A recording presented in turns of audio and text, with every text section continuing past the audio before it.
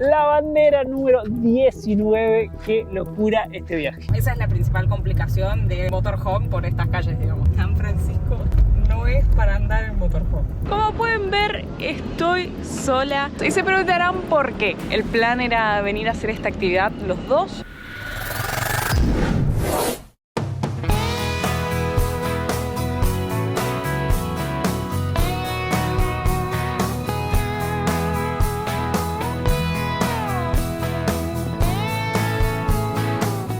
Bienvenidos a un nuevo video de Hakuna Matata por el mundo. Miren la postal con la que estamos arrancando este video. Qué lujazo, estamos en San Francisco, precisamente con el Golden Gate de fondo, este icónico puente color rojo que tiene esta gran ciudad. Si no viste el video anterior, te invitamos a verlo, que cruzamos por primera vez el Golden Gate después de 95.000 kilómetros manejando por América. Cruzamos este famosísimo puente, tuvimos la suerte de dormir del otro lado del puente y amanecimos y nos vinimos para acá. Los dos lugares sumamente recomendables si vienen a conocer a San Francisco. Se obtienen diferentes vistas de la ciudad, del puente, es maravilloso. Toda esta zona para salir a correr. Acaba de pasar una camioneta de los Rangers, de la policía, avisando con un megáfono que tengan cuidado en esta zona con dejar pertenencias, cosas de valor en los vehículos, como ya les venimos contando en el episodio anterior. Y antes de seguir viaje, porque ya por poco estamos por llegar a Canadá. No, mentira, nos falta un montón todavía de todo. No, todavía estamos en el primer estado de Estados Unidos, es válido. Vamos lento. En realidad, más que lento, es que hemos hecho muchas, pero muchísimas cosas. Ustedes están viendo este video y todas estas cosas que han visto en estos no sé cuántos videos han pasado 2 semanas. Ni 15 días No, todavía llegamos. sí, 20 días, vamos. Pero no paramos de hacer cosas, así que nos vamos a tomar 5 minutos y pegar la bandera número 19. Qué locura este viaje. Para todos aquellos que recién se están sumando, los invitamos a ver todos los videos del canal que hemos pasado por estos 19 países. Ahora estamos recorriendo el número 19, así que bienvenidos a los que se están sumando a este canal.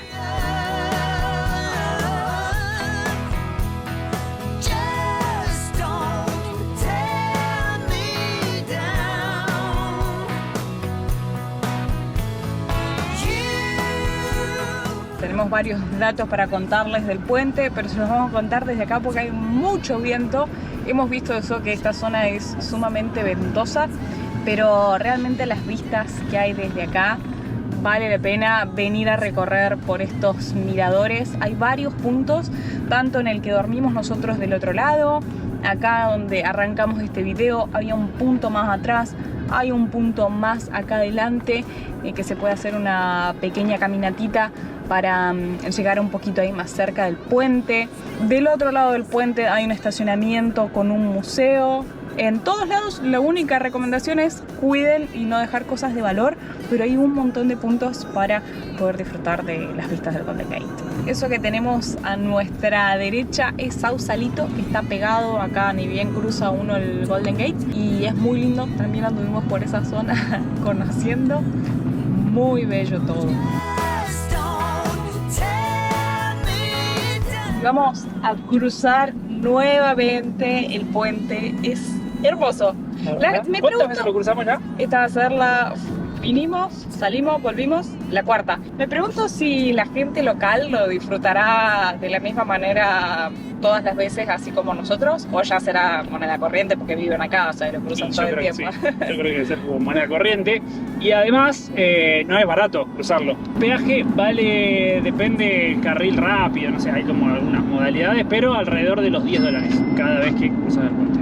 Nosotros el tiempito que estuvimos por acá aprovechamos a salir a correr, así que para los que no se hayan enterado tenemos un nuevo canal, un canal secundario, que es cada vez que nosotros salimos a correr lo hacemos con la cámara en la cabeza para mostrarles desde con la misma óptica con la que estamos corriendo los lugares, así que ideal para aquellos que quieran correr, caminar en una cinta o simplemente sin hacer actividad física para ver el paisaje, así que les vamos a dejar el link acá arriba y contarles varias curiosidades del puente.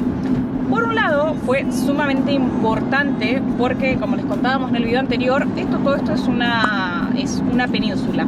Entonces, previo a la construcción del puente, de la única manera que se podía llegar acá, a menos que uno viniera por tierra desde el sur, era sí o sí en barco. Así que fue sumamente importante la construcción para la gente local, pero desde que se construyó aumentaron muchísimos los suicidios. Entonces, a lo largo del puente uno puede encontrar, que todo esto lo vi cuando salí a correr, que hay muchísimas mallas protegiendo.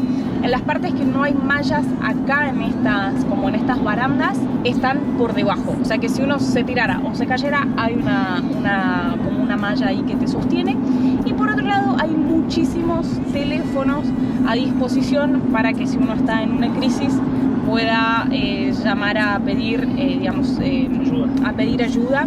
De hecho, había patrulla, como con unos carritos, una patrulla por ahí en el puente. Desde ese lado es como se busca apoyar. Si vos estás viendo este video y conoces a alguien o tenés algún problema, por favor, pedí ayuda, levanta la mano y pedí ayuda. El puente tiene 2.700 metros de largo. De hecho, hoy salimos a correr, hicimos 6 kilómetros para ida y vuelta para cruzarlo. Y los dos pilares que tiene 227 metros de altura. Y bueno, su característico color rojo que lo hace muy icónico.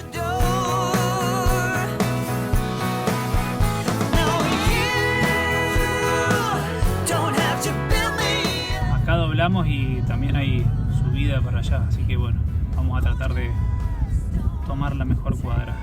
O sea, ayer subimos por una que iba bastante elevada. La camioneta puede subir, o sea, pues van a decir, ay chicos, no sé qué. O sea, el tema es cuando uno llega al final de la calle, que tenés un stop o tenés que frenarte atrás de un auto, poner el freno de mano y después mover todo el peso de la camioneta. Esa es la principal complicación de andar en motorhome por estas calles, digamos.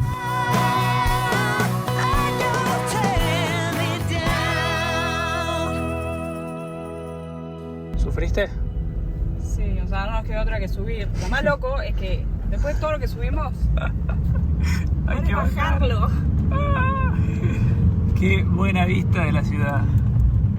Yo creo que agregaría que San Francisco no es para andar en motorhome.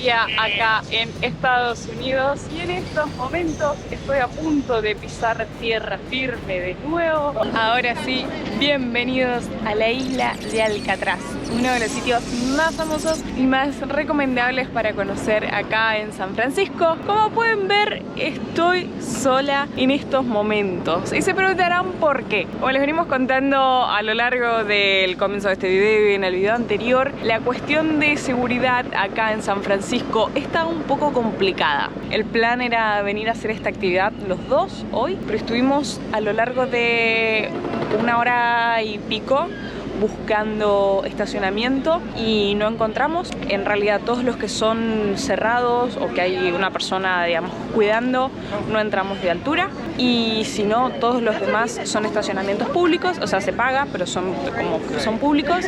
Y lamentablemente en todos los que íbamos viendo las opiniones en Google Maps, en todos habían habido robos, pese a uno de, digamos, estar dejándolo no en la calle, sino en un estacionamiento público. Y bueno, no nos quisimos arriesgar. Ustedes saben, dejamos con nuestra casa, es todo lo que tenemos. Así que bueno, Santi, como además ya conocía este lugar, decidió quedarse a cuidar la jacuneta y me vine a hacer esta actividad sola. Así que vamos a recorrer juntos Alcatraz. Para que sepan, hay que sacar la entrada con anticipación. Hay muchas salidas en el día, pero sáquenla con al menos un día de anticipación, como mínimo. El ticket que uno saca por la página web te incluye además el ferry digamos, el traslado desde San Francisco hasta la isla, y después acá uno puede recorrer.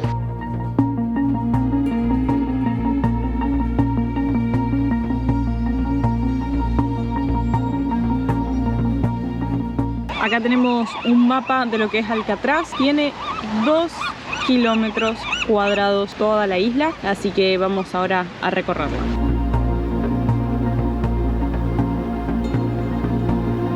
Siguiendo con la historia que hemos estado contándoles en los episodios anteriores, recuerden que todo esto anteriormente era todo territorio de México, y el último gobernador de lo que era Alta California en aquella época tuvo la intención en 1846 de construir un faro acá, pero lamentablemente no lo pudo hacer, dado que para esa época fue cuando Estados Unidos le quita estas tierras a México, y en 1847 John Charles Fremont, gobernador militar de California, compra Alcatraz al gobierno mexicano para los Estados Unidos. Mientras vamos caminando, les sigo contando un poquito de la historia, así que es importante saber que si bien todos hemos escuchado, o la gran mayoría hemos escuchado alguna vez de Alcatraz como cárcel, es importante saber que no siempre fue una cárcel, sino que anterior a eso funcionaba como un fuerte. Sin embargo, en el año 1934 es cuando esto pasa a convertirse en una prisión federal, y todas esas construcciones que estábamos viendo allá eran casas de familia, es decir, digamos, los guardias vivían acá con sus familias, y son esas construcciones que se ven aquí, y acá por encima tenemos las celdas que ahora vamos a visitarlas. Y acá a mis espaldas tenemos la torre de agua. Como les contaba, esto antes era una base del ejército, entonces cuando pasa a convertirse en prisión no era fácil el tema del agua potable de consumo.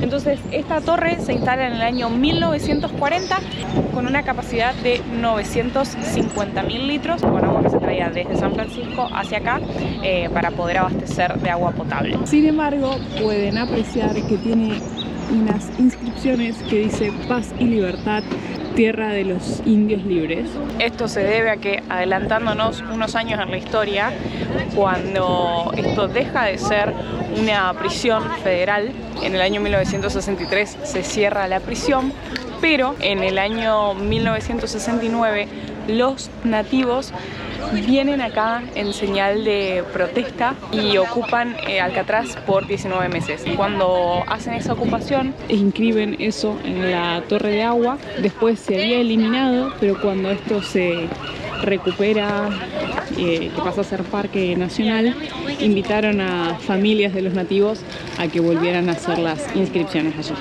Pegado a la torre tenemos lo que fue la morgue durante 1910 y 1963. No se alcanza a ver mucho, la verdad es que da un poco de escalofrío todo esto. Ahora sí, bienvenidos a la prisión principal.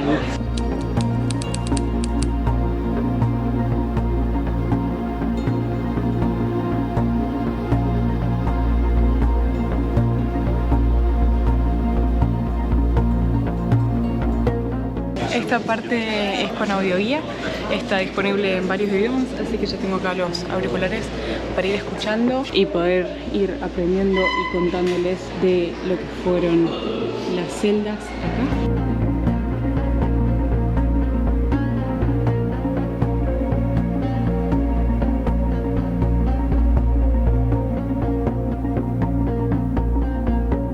Esta parte se llama Broadway, dice que es por donde pasaban los reclusos cuando ni bien ingresaban a la prisión, y se pueden apreciar un montón de celdas, 1,50 metros de ancho por 2,77 de largo. Ese era todo el tamaño que tenían. Como se puede apreciar ahí, el inodoro, un lavamanos, una mesita, y no había más. Todas las celdas eran iguales.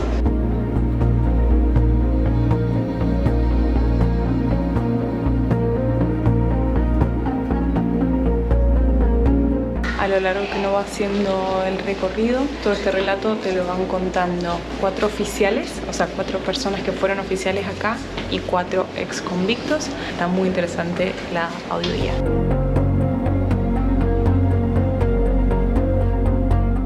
por salir a lo que era el patio de recreación. Estaba escuchando ahí que a todos los prisioneros se les daba comida, el albergue, digamos, y la atención primaria. Pero todo lo demás era un privilegio que ellos podían ganar si cumplían las reglas. Entre esos privilegios era poder hacer actividad física, poder salir al patio de recreación, poder recibir correspondencia, poder leer libros. Entonces muchos se enfocaban en eso para poder disfrutar de salir acá. Uno de los presos contaba que este patio era lo mejor que podían disfrutar acá en la prisión.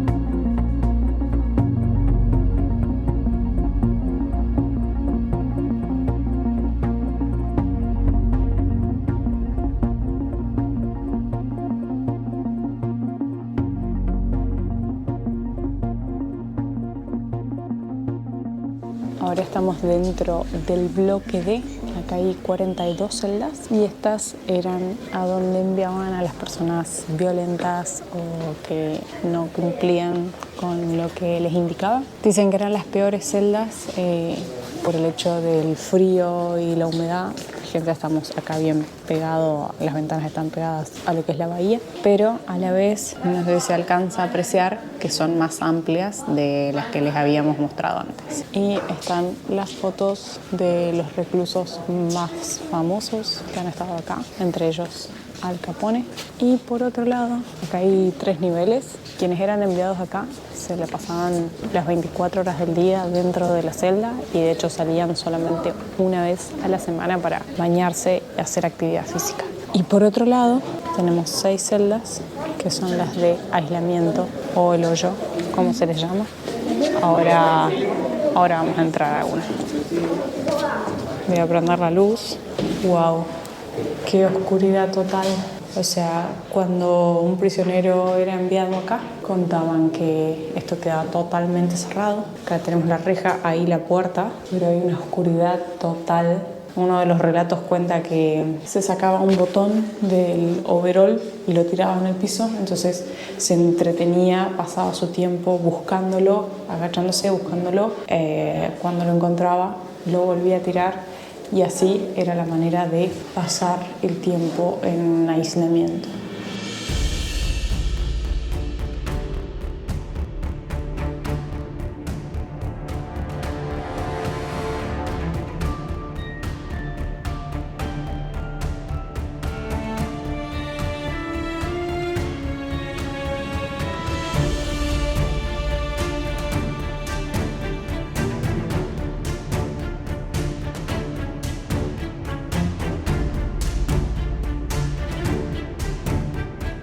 Y acá al final del pasillo hay unas ventanas desde donde se ve San Francisco y los prisioneros contaban que cuando había festejos en la bahía y demás, si el viento soplaba para estos lados, se podía escuchar las risas y los festejos de la gente. Acá al lado está también el área de visitas, que eran bien pequeñas las ventanitas.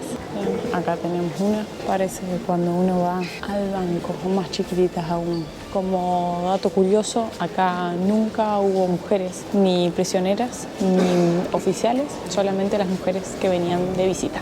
Alcatraz alojó a 250 prisioneros, considerados los criminales más despiadados de América, y un total de 36 prisioneros y tuvieron 14 intentos de escape de acá de la prisión. Pero hubieron 2 que fueron los más famosos. Uno que fue en 1946, conocido como la Batalla de Alcatraz, por ser el escape más violento, y otro, el que se considera como exitoso, entre comillas, del año 1962 y que ahora les voy a contar un poquito. Hay una película sumamente famosa, pero para quienes no la hayan visto, esto ocurrió el 11 de junio de 1962. Esa mañana, cuando los oficiales mandan a levantar a todos, dicen que acá había uno que no se levantaba y cuando viene y lo toca, ve que se cae la cabeza. Es porque habían hecho unos maniquíes y se puede apreciar allá al fondo que están los huecos.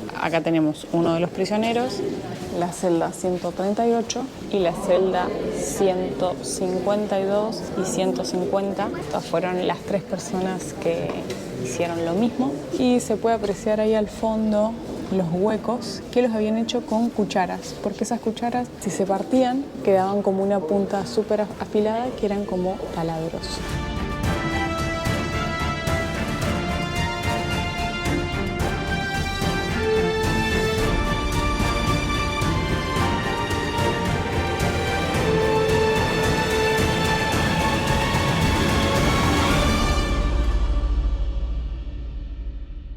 Después de haber recorrido la cocina y ver la fotografía del día que se cerró, que fue el 21 de marzo de 1963, debido a las condiciones que eran sumamente hostiles acá y era muy costoso mantener la presión, la cierran. Y una vez que termina uno de recorrer, nos encontramos con un shopping donde si uno desea puede comprar algún recuerdo como tazas, remeras, gorritos, las reglas de la cárcel y demás.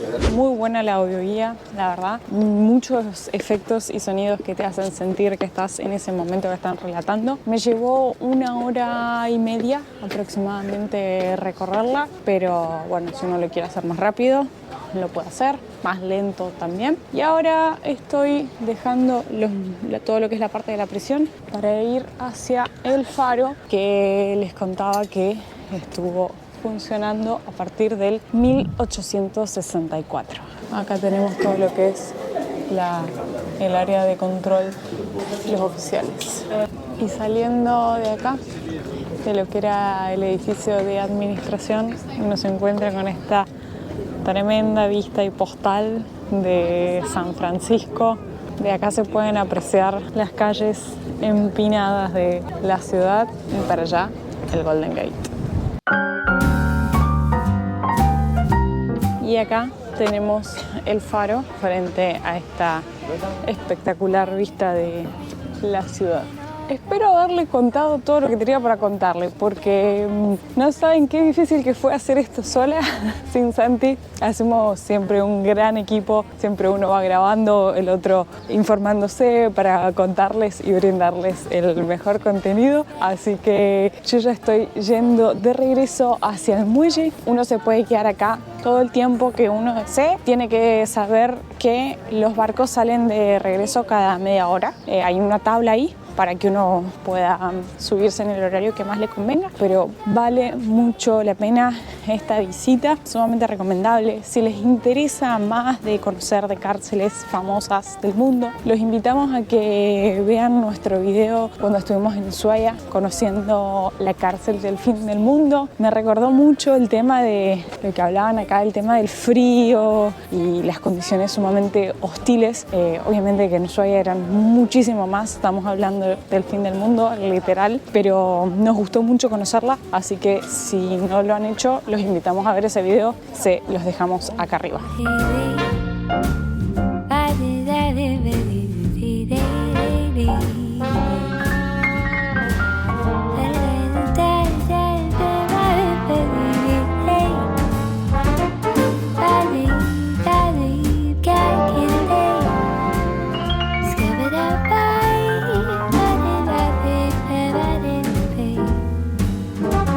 Para los que les asusta el tema de la navegación, es muy rápida. Miren, ya estoy acá con quien me acabo de encontrar.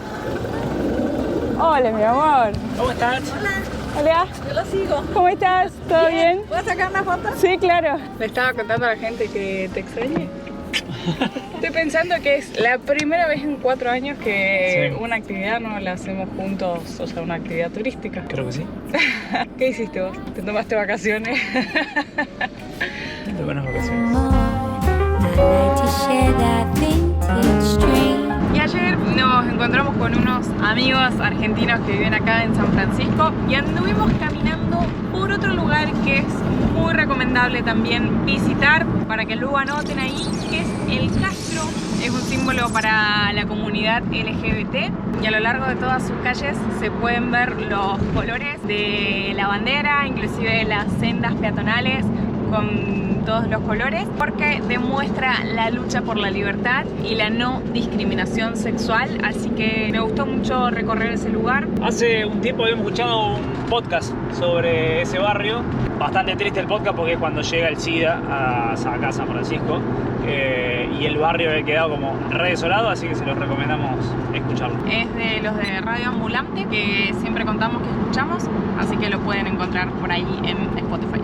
Pero es momento de dejar esta hermosísima ciudad de San Francisco. Nos estamos dirigiendo igual acá a unos destinos muy cerquita, muy famosos, que ya les vamos a estar contando. Estamos yendo rumbo al sur por unos poquitos kilómetros, ya que todo lo que es San Francisco es considerado como la meca de las empresas tecnológicas y la gran mayoría no se encuentran en San Francisco, sino que unos poquitos kilómetros más al sur, así que hacia allá estamos yendo. Y hemos llegado en estos momentos a una zona que se llama Mountain View. Vamos a poner un mapita acá. Esto se encuentra como entre Palo Alto, San José. Ya les vamos a estar mostrando toda esta zona, pero la realidad es que acá se encuentran las empresas tecnológicas más importantes, más famosas del mundo, así que vamos a estar recorriendo y mostrándoles mañana cuando salgamos a recorrer por acá. Estamos en una zona muy linda, hay un montón de motorhomes estacionados por acá, miren por allá, más hacia allá a la vuelta también habían un montón, se ve súper tranquilo y qué linda que se ve la camioneta con todas las banderas. Y por acá acabamos de poner el agua para hacer unos matecitos. Así que vamos a trabajar un rato y acompañados de unos mates. Y atrevidas transitan la vida, van sin prisa, libres como el aire que respiran. Hakuna Matata, día a día, dos seres sencillos, Caro y Santi, actores de un cuento tras un mante, persiguen su instinto más profundo. Hakuna Matata por el mundo. Los bienes que llevamos son nuestros valores, cambiamos los lujos por miles de colores, recogemos